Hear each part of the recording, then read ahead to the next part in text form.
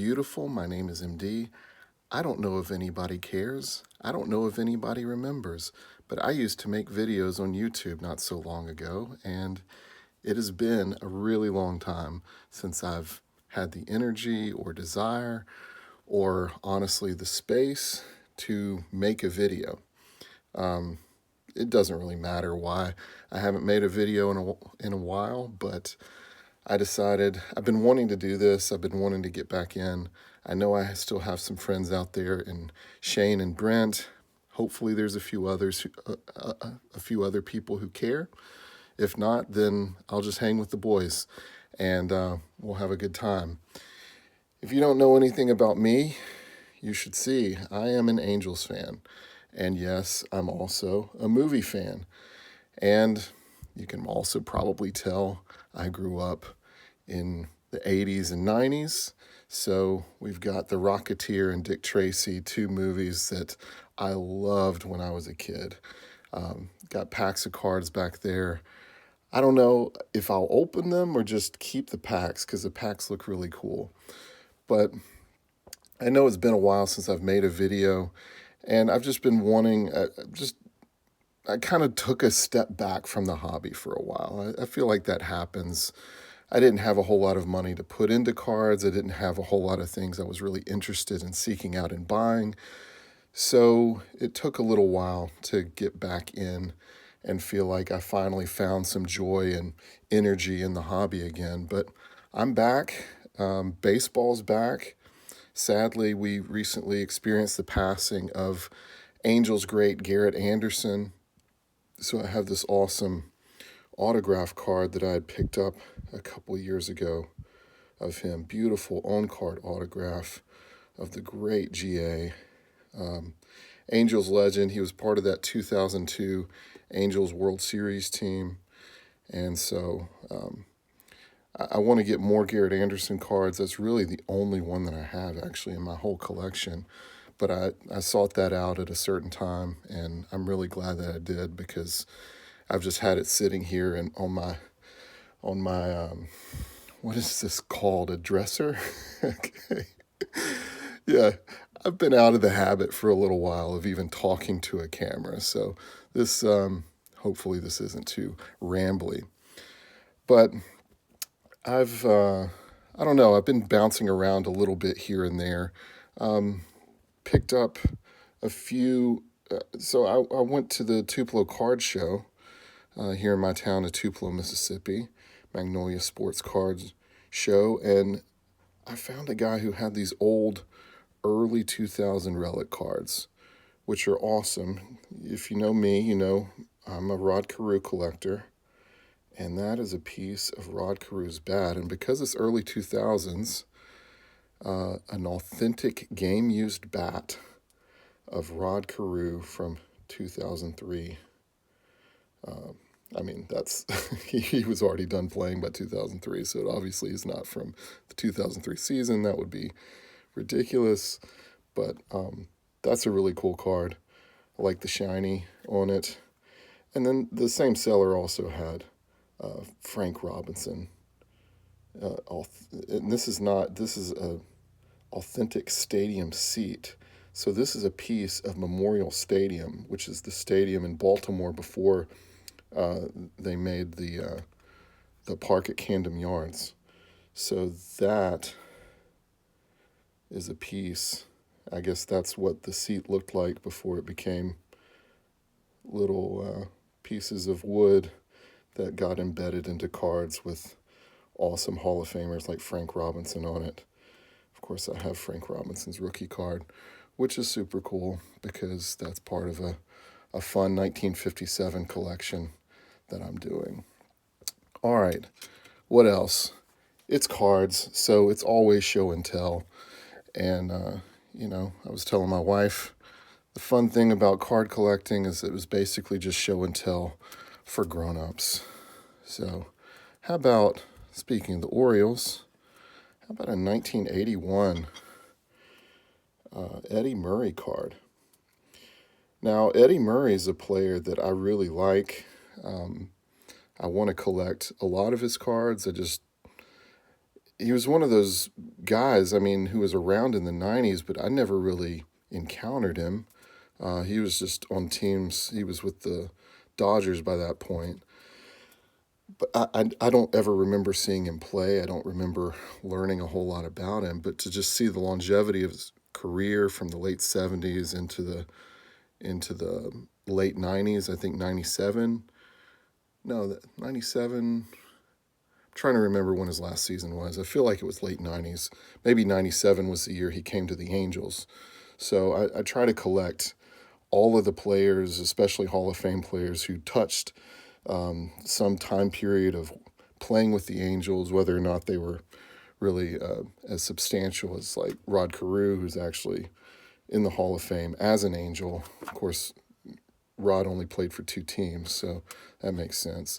Of course, Eddie Murray played for several different teams. But this 1981 top set. Now, this is one I've just come to love this set more and more.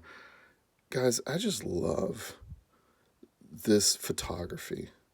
Like this, just his posture, his standing with his arm on the edge of the dugout. You can see the fans at the top. Glove on hip. I don't know. This is just like, I love this kind of card. This is the kind of thing I want to collect.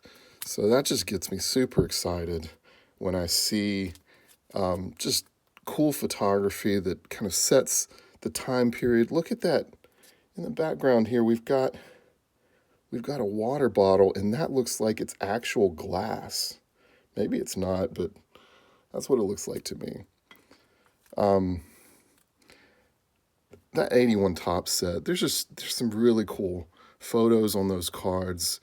Ricky Henderson, that's his second year card. I don't have it, but it's a nice close-up, more of a portrait shot of Ricky.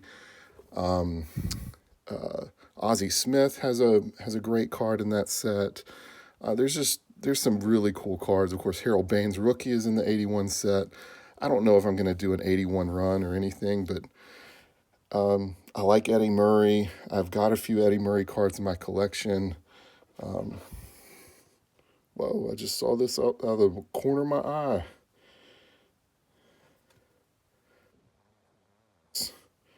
Look at that. Double hat. I mean, like, guys don't do that anymore. Like cap underneath batting helmet. That's awesome. All right. Let's continue with some show and tell. What else do I want to talk about today? Oop.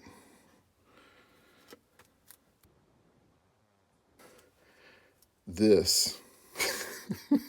People are looking at it like, okay, Vic Albury, Ken Frayling, Kevin Coble, and Frank Tanana. Why do you have this? Well, I have this for this guy right here, Frank Tanana. This guy is a legendary Angels pitcher. Now, I know nobody really knows who Frank Tanana is anymore, but he was dominant, and everybody knows Nolan Ryan. Well, Frank Tanana was number 2 in that pitching rotation in the middle of the 70s, and apparently they were a dominant force together. And so Frank Tanana is somebody that I've been wanting to collect. I want to have several of his cards in my collection. Been meaning to track down his true rookie card. He's got a standalone card in the 75 set, which is a cool set. The card that I have of that I don't love, but I found this nicely centered, really good looking card of the 4 rookies. I don't know anything about these 3 other gentlemen. Hopefully they had decent careers. Maybe I'll look into them at some point, but my boy Frank right here is the reason why I have this new addition to my collection. All right. Well, in case you're like, this channel is ridiculous because all he does is collect kind of silly things that nobody else cares about. All right. Well, how about Tony Gwynn? Yeah, I got the, the 85 Tiffany Tony Gwynn with the weird looking sunglasses, the kind of a funny expression on his face, looks like gum or tobacco kind of in the corner of his mouth there, some spacing between his teeth, whatever. I'm not making fun. I'm just saying, like, I love this. Like, this is, I saw this card and I'm like, that is so cool. That's exactly the kind of card I want in my collection. So, what do? I spend $35 on a PSA 8 1985 Topps Tiffany of Tony Gwynn because now I'm doing a Tony Gwynn run. Because when I started collecting Rod Carew, I started to think, you know, a lot of people like the big home run hitters. You know, of course, Mickey Mantle, more recently, Aaron Judge, these guys who are setting records with home runs. And that's really cool. I mean, obviously, who doesn't love a home run in a game? But when you think about how legendary the batting average was of a guy like Tony Gwynn or Rod Carew, you just think, like, that's a part of the art form of baseball that is always a little bit underappreciated and undervalued, even though, like, those guys are both in the Hall of Fame.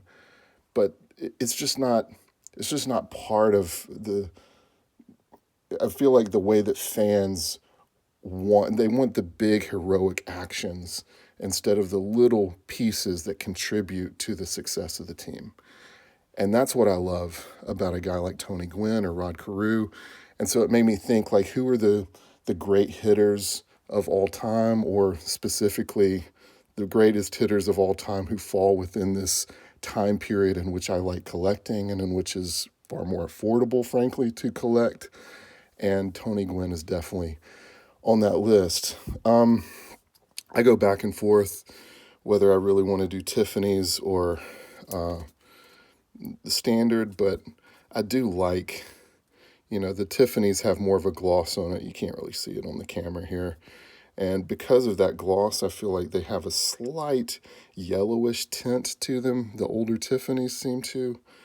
I don't know if everyone's experienced that, but and then the back is just a more vibrant color because it's not printed on cardboard stock the same way that that is.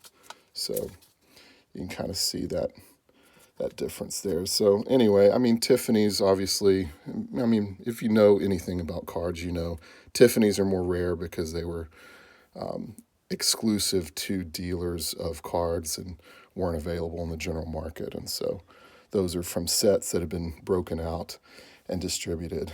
And in case you were wondering, are we going to see any substantial card that people in the hobby actually do desire to collect besides just random Frank Tanana or, a fifth-year card of Eddie Murray or a random Topps Tiffany of Tony Gwynn?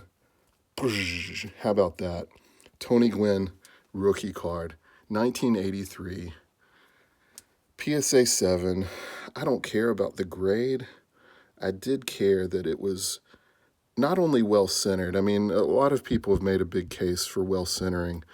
But, what I really wanted was a card that the registration on the printing was going to be correct and accurately honed in. Because I've seen, I was looking at cards on eBay and even just looking at 9s and 10s just to see what they looked like. I saw a 10 that was still registered off, and so it made kind of his face slightly blurry.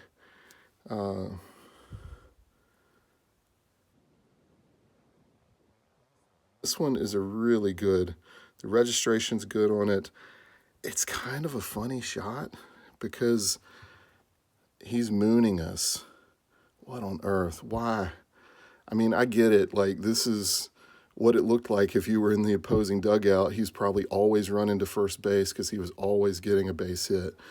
But it's kind of a funny kind of a funny thing. His rookie card. I used to not really want it because of that reason, but then I decided I really want to collect Tony Gwynn.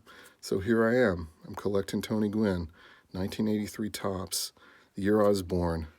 PSA 7. Looks awesome. Tony Gwynn, the legend. And anyway, that's it. That's what I got for today. If you watched, thank you for doing that. If you clicked away, then you're not even listening to me talk right now. But anyway, maybe I'll make a few more of these. We'll see. Thanks for watching. It was a blast showing you the stuff. Hope you enjoyed. Bye.